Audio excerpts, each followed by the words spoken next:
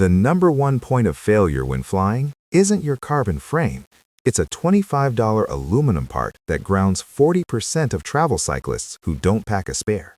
Before purchasing a $600 case, calculate the economic break-even point. High-performance rentals in 2026 average $90 per day.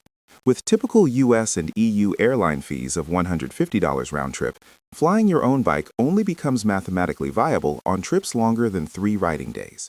If you fly, weight is your primary engineering constraint. Most carriers cap sports equipment at 23 kilograms.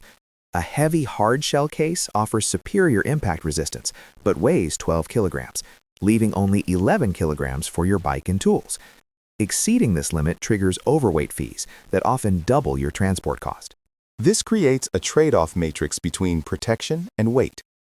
Hard cases like the Scicon Aero Comfort maximize protection but minimize cargo capacity. Soft cases save 4 kilograms but rely on internal structural rails. Surprisingly, a reinforced cardboard box rivals mid-tier soft bags for rigidity if packed correctly. Regarding damage physics, lateral forces on the rear derailleur account for the majority of transit mechanicals. Padding isn't enough.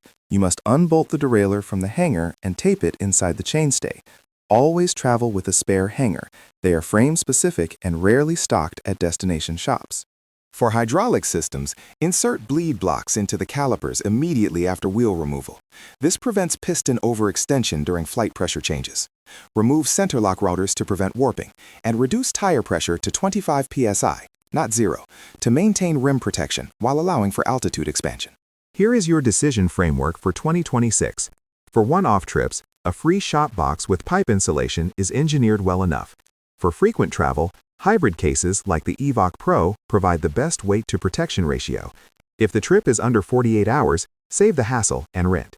Pack smart, bring a torque wrench, and never forget the spare hanger.